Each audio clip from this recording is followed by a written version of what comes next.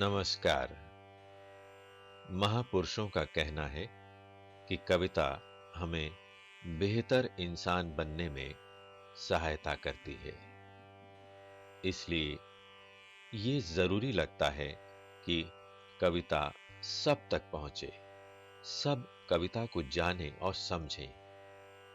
विशेष रूप से हमारी युवा होती पीढ़ी अर्थात किशोर बच्चे कविता से निकटता बनाएं तो एक बेहतर समाज के निर्माण में उनकी भूमिका सार्थक हो सकती है। किंतु ऐसा तभी संभव है जब हम ये जान लें कि कविता है क्या। कविता का एक छोर जहां कल्पना को आकाश की ऊंचाइयों तक ले जाने की क्षमता रखता है, वहीं जीवन का यथार्थ कविता को धरातल पर लाकर खड़ा कर देता है। यही अंतर्विरोध ही कविता का जनक है। कविता का भाव जगत छात्रों के लिए हमेशा से जिज्ञासा का कारण बनता रहा है। इस श्रृंखला के कार्यक्रमों में उनकी इन्हीं जिज्ञासाओं का उत्तर खोजने का प्रयास किया गया है।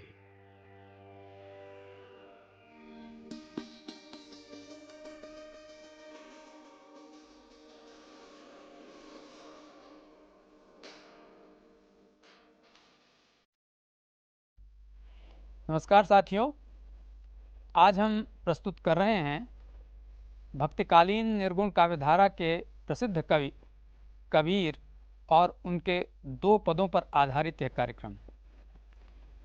ये दो पद एनसीईआरटी की पाठ्यपुस्तक अंतरा भाग 1 में संकलित हैं। इन पदों के अनछुए पहलुओं पर प्रकाश डालने के लिए हमारे साथ उपस्थित हैं डॉक्टर अजय तिवारी और उनसे बातचीत कर रहे हैं डॉक्टर लालचंद। आइए देखते हैं इस साक्षात्कार के कुछ अंश।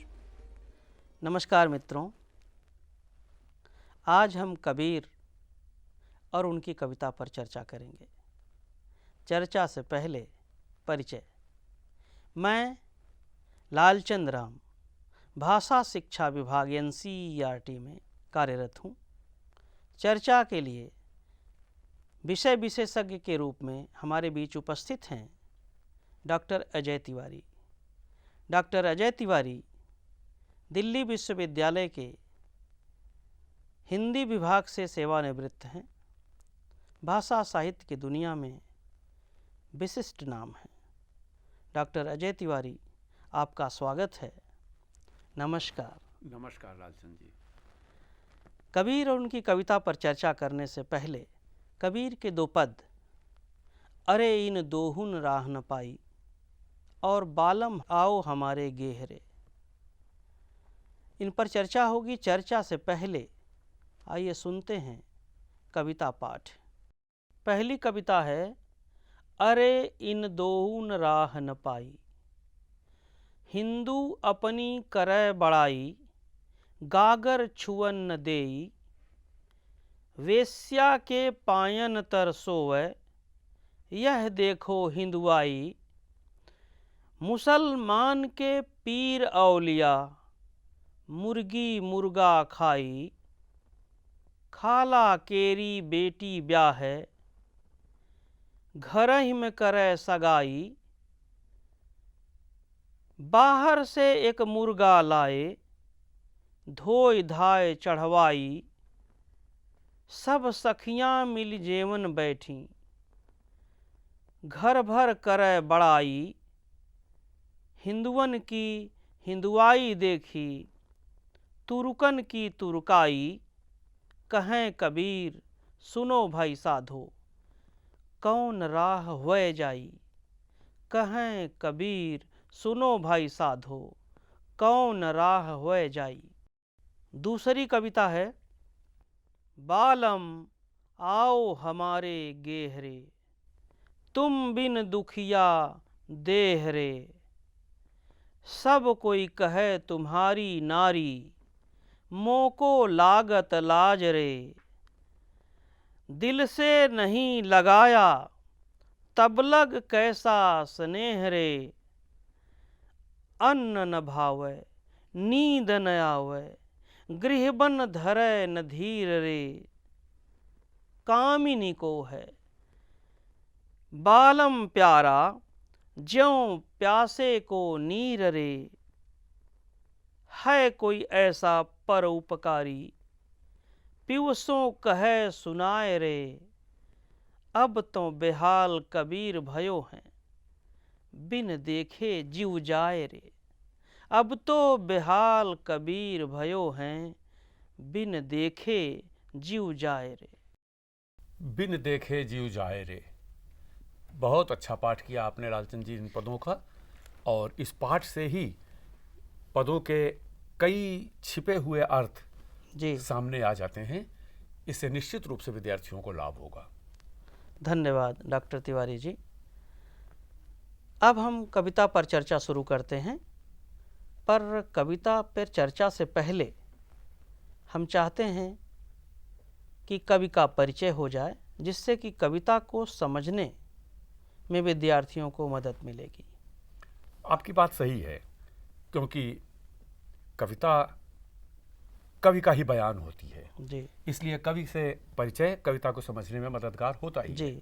जी कबीर काशी में पैदा हुए थे, और आप जानते हैं काशी एक परंपरागत सांस्कृतिक नगरी है। जी उसकी विशेषता यह है कि वो धर्म, संस्कृति, व्यापार सभी और शिक्षा सभी चीज़ों का केंद्र रही है, जी और अनंत काल से एक महान सांस्कृतिक केंद्र के रूप में उसका स्थान रहा है। जी व्यापार का केंद्र भी थी, और कबीर का संबंध उस व्यापार तंत्र से बहुत गहरा था। जी जिस समय कबीर थे 14वीं शताब्दी में जी या 15वीं शताब्दी के शुरू में, जी भारत का व्यापार सारी दुनिया में था, और वो व्यापार मुख्य रूप से कपड़े का था, जी या उनमें कपड़े का व्यापार प्रमुख था। जी और कबीर जुलाहा थे, क्या बात। कपड़ा बुनते थे जी और साथ साथ संत समाज की संगत करते थे और कविताएं लिखते थे। क्या बात।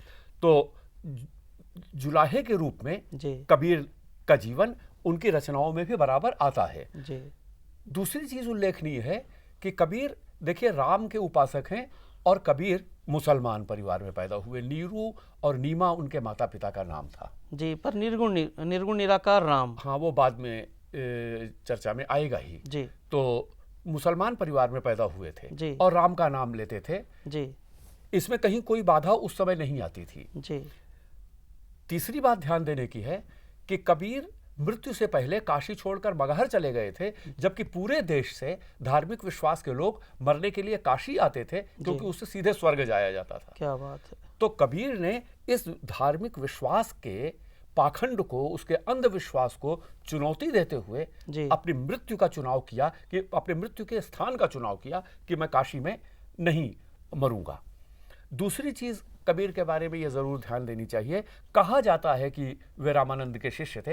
हालांकि रामानंद तो कबीर से पहले हो चुके थे। जी लेकिन ज्यादा महत्वपूर्ण चीज ये थी कि कबीर संतों और फकीरों के साथ घुलते मिलते थे, उनके साथ घूमते फिरते थे। जी इस भ्रमण से उन्हें देश का बहुत गहरा परिचय मिला, क्या बात और यह परिचय उनकी रचनाओं में व्यक्त होता था। है। जी जी एक और महत्वपूर्ण बात यह है कि जुलाहे के रूप में वो स्वावलंबी थे, उन्हें किसी पर निर्भर नहीं रहना पड़ता था। जी तो एक स्वावलंबी व्यक्ति जब कविता लिखने लगता है तो कवि का स्वाभिमान उसके साथ जुड़ता है। जी और कबीर में आप देखें दो विशेषताएं हैं। जी एक तो उनके स्वभाव में, उनके व्यवहार में अजब साहस है, मुंहफटपन है और विद्रोह है। क्या बात है। दूसरी तरफ उनकी प्रतिभा बड़ी मौलिक है। जी उनके विचार, उन विचारों को कहने का तरीका क्या बात। उनका अपने ढंग का है। तो ये जो मौलिकता है जी वो उनके मुंहफटपन, साहस और विद्रोह से मिलके जी उन्हें एक ऐसा व्यक्तित्व देता है कि उनकी कविता की अपनी न्यारी पहचान बनती है। वैसी पहचान हिंदी में उनसे पहले किसी कवि की नहीं है। उनके बाद उस दिशा में पहचान बनाने वाले कवि अवश्य मिलेंगे। जी सबसे महत्वपूर्ण चीज इसके बारे में यह है कि कबीर एक बड़े सांस्कृतिक आंदोलन के अंग थे, और उस सांस्कृतिक आंदोलन का नाम था भक्ति।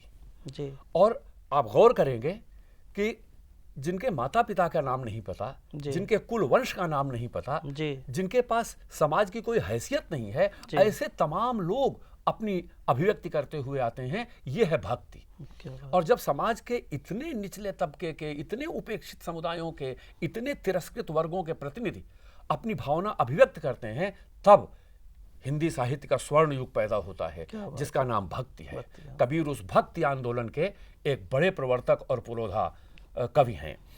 भक्ति की दो विशेषताएं हैं। जी। एक तरफ भक्ति समाज सुधार की उन्हें जबरदस्त प्रेरणा देता है, जी। और इसलिए आप देखेंगे कि सामाजिक पाखंड पर, हर तरह के पाखंड पर, और वहाँ जो भेदभाव है उन्हें मिटाने पर उनका बहुत बल है। जी। तो समाज सुधार इस भक्ति का एक पहलू है, और दूसरी तरफ भक्ति की अभिव्यक्ति का माध्यम है कविता। क्या बात है। इसलिए भक्ति उनकी बहुत बड़ी काव्यात्मक प्रेरणा भी है, और जी। कविता सृजन है। तो भक्ति एक सृजनात्मक प्रेरणा है, और भक्ति एक क्रांतिकारी परिवर्तनकारी प्रेरणा है। जी। भक्ति के ये दोनों पक्ष मिलके कबीर के पूरे कवि व्यक्तित्व का निर्माण करते हैं। इसलिए कबीर का व्यक्तित्व बहुत बड़ा व्यक्तित्व है। बिल्कुल।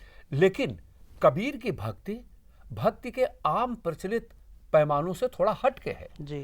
क्योंकि कबीर मंदिर नहीं पूजते, जी। कबीर मूर्ति नहीं पूजते, जी। कबीर तीर्थ नहीं जाते। नहीं जाते। कबीर ऐसे ब्रह्म की उपासना करते हैं जी। जो मनुष्य के हृदय में है, और अगर मेरे हृदय में है तो आपके हृदय में भी है, और इसलिए मेरे और आपके बीच में कोई अंतर नहीं है। जी। और जी। इस तरह जो उनका निर्गुण ब्रह्म है, जो मूर्तियों में नहीं हृदय में है, जी। वो निर्गुण ब्रह्म मनुष्य की समानता का कारण बनता है। और इसलिए कबीर जिस समाज सुधार की तरफ जा रहे हैं, जी। वो समाज को बदल के मनुष्यों के बीच समानता का, सद्भावना का, भाईचारे का संबंध कायम करने करना वाला चाहते दृष्टिकोण है। जी। आखिरी बात इनके बारे में एक चीज कहनी चाहिए जी। कि कबीर नगर के केंद्र से जुड़े थे, जी। और व्यापार के साथ खड़ी बोली अपना फैलाव कर रही थी। क्या बात। कबीर की भाषा का ढांचा खड़ी बोली का ढांचा है। जी। खड़ी बोली हिंदी के प्रारंभिक दो कवियों में, एक अमीर खुसरो थे, एक कबीर थे, दोनों समकालीन थे, क्या बात। और एक दिल्ली में थे, एक काशी में थे। जी। लेकिन कबीर घूमते फिरते थे। खुसरो की भाषा में खड़ी बोली के साथ फारसी का स्पर्श है, जी। लेकिन कबीर की बोली में ब्रज का, अवधी का, बुंदेली का, मगही का और पंजाबी का असर मिलता है।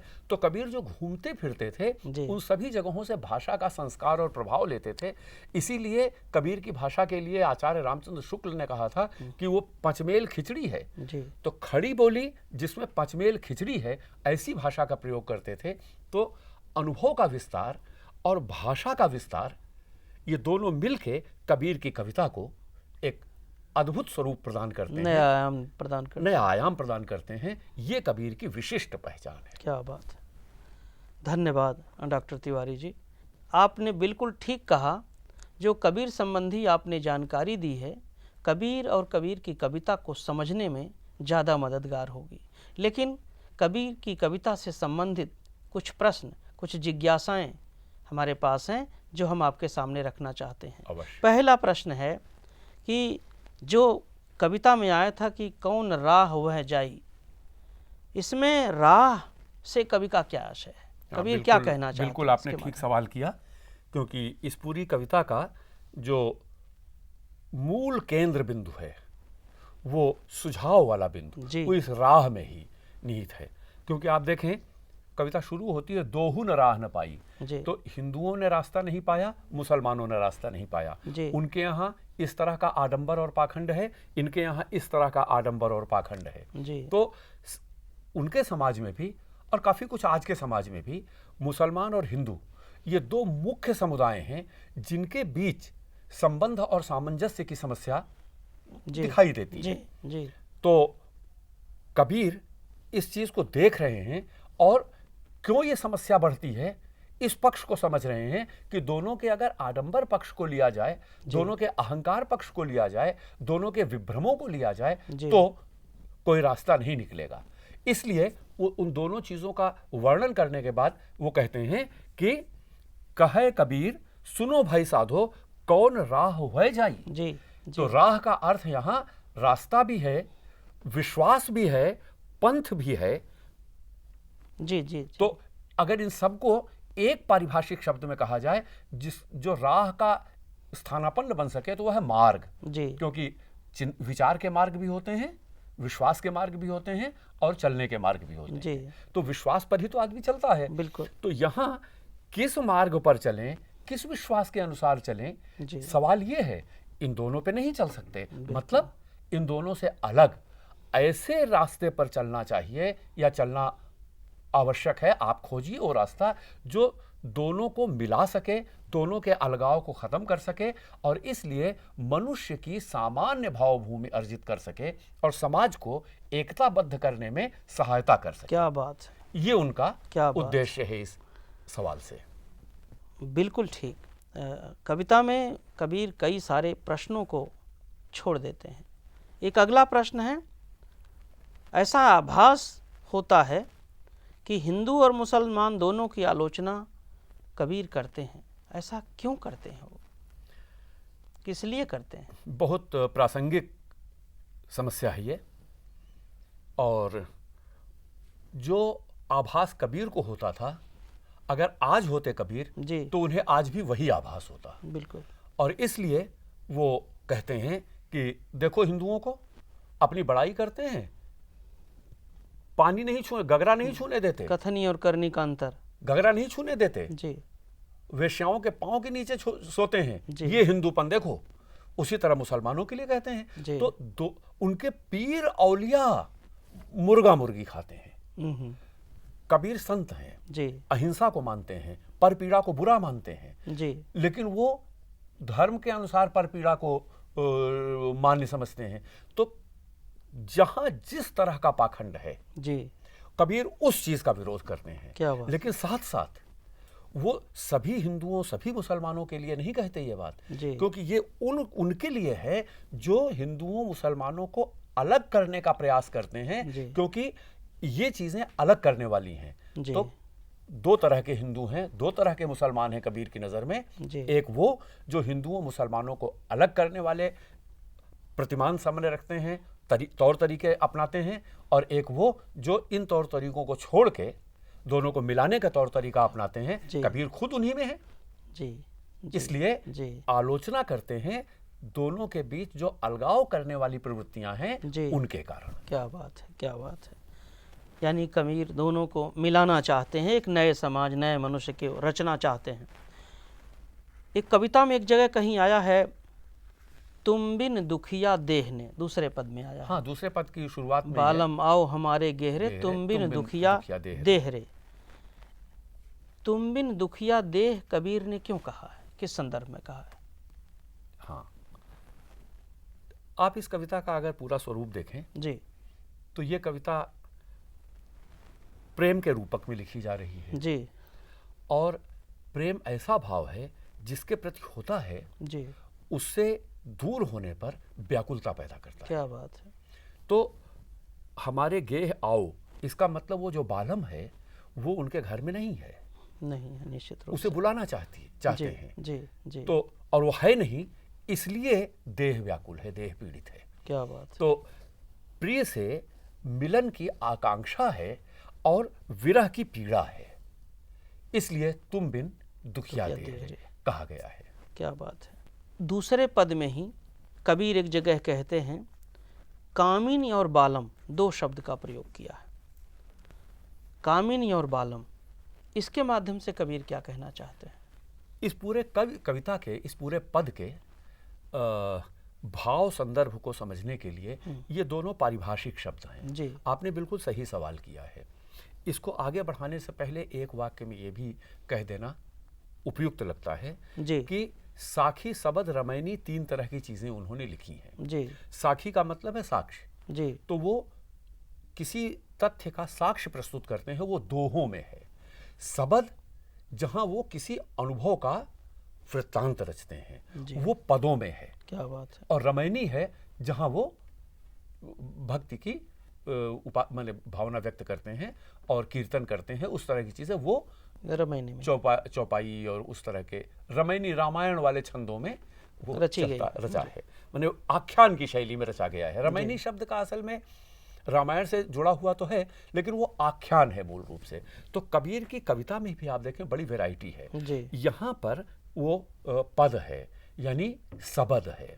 सबद में वो एक अनुभव और उस अनुभव की सारी प्रक्रिया जी। रखते हैं। जी यहाँ बालम और कामिनी, कामिनी प्रिया है, पत्नी है, जी कामिनी जो अपने पति से मिलती है, जी और बालम जो अपनी प्रिया से मिलता है। जी अब यहाँ बालम और कामिनी कहने के लिए तो स्त्री और पुरुष के प्रेम का रूपक है, जी लेकिन पूरी कविता को आप देखें तो ये स्त्री और ये पुरुष केवल ऐसे गृहस्थ सांसारिक स्त्री पुरुष नहीं है। जी जिस प्रिय से मिलने की बेचैनी है वाह वो परम पुरुष है, वाह आराध्य है, क्या ईश्वर बात। है, उनका निर्गुण ब्रह्म है, राम है।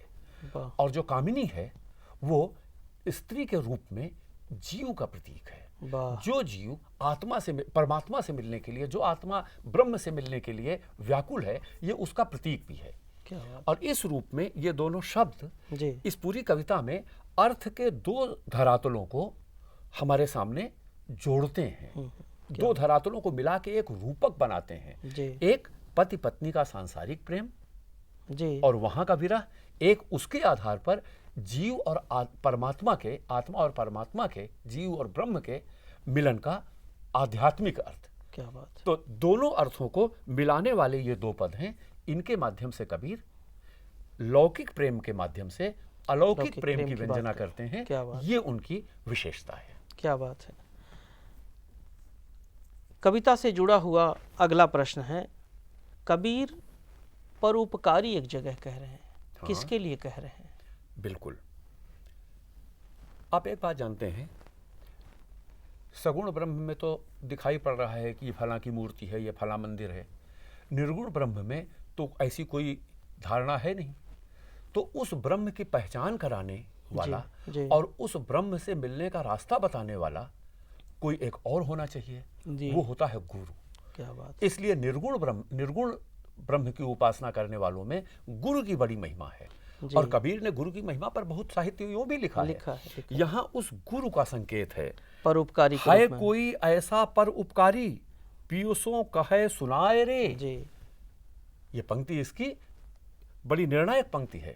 इस पूरी कविता में इस पंक्ति को हटा दीजिए तो वो रूपक समझ में ही नहीं आएगा, क्या बात। क्योंकि सामान्य गृहिणी को अपने पति से मिलाने वाला कोई पर उपकारी नहीं चाहिए। जी लेकिन जीव और जीव ब्रह्म नाम की जी गृहिणी को जी, ब्रह्म बहुत नाम सही। के पति से मिलाने के लिए एक पर उपकारी चाहिए। वो पर उपकारी गुरु है जो ब्रह्म को बताए कि देखो तुम्हारे लिए ये तुम्हारा जीव कितना कैसे व्याकुल है। क्या बात है। और इस तरह जो निर्गुण साधना का पूरा ढांचा है जी वो इसके माध्यम से इस कविता में व्यक्त होता है। क्या बात है। क्या बात है।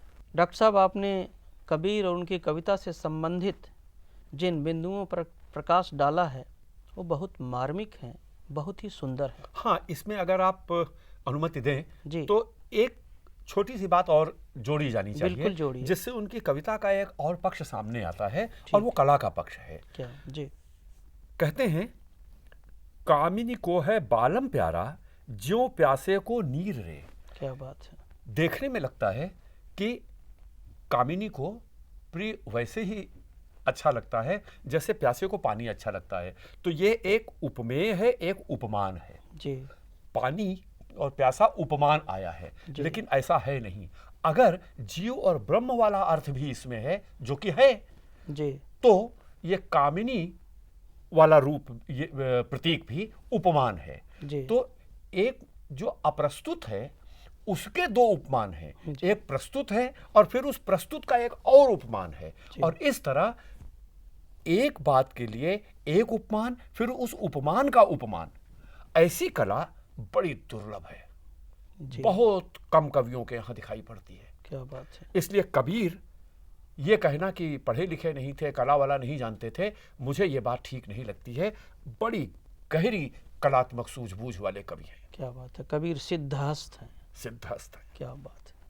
बहुत बहुत धन्यवाद कि आपने कबीर के सारे मार्मिक बिंदुओं को आपने विद्यार्थियों के सामने, हमारे सामने प्रस्तुत किया।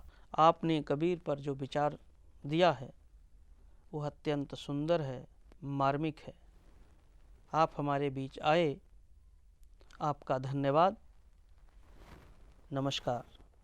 नमस्कार। साथियों, अभी आपने डॉक्टर अजय तिवारी से कबीर और उनके पदों की व्याख्या सुनी, उनका विश्लेषण सुना और उनके पदों के बहुत सारे अनछुए बिंदुओं को भी सुना। इससे निश्चय ही सबका ज्ञानवर्धन हुआ होगा और हमारे अध्यापकों, विद्यार्थियों को कबीर के बारे में एक नई समझ मिली होगी। लेकिन हो सकता है आपके मन में कुछ प्रश्न, कुछ जिज्ञासाएं पैदा हुई हों। आप उन्हें अपने साथियों, अपने अध्यापकों से चर्चा करें, समझने की कोशिश करें और कुछ ऐसे प्रश्न अगर आपके मन में हों तो हमें भी लिख भेजें। हमारा पता है संयुक्त निदेशक CIET NCERT, चाचा नेहरू भवन, श्री अरविंदो मार्ग, नई दिल्ली 110016। साथियों, अब हमारा ये कार्यक्रम यहीं संपन्न होता है। अगले कार्यक्रम में हम एक अन्य कवि और उनकी कविताओं के साथ पुनः प्रस्तुत होंगे, उन पर चर्चा करेंगे। नमस्कार।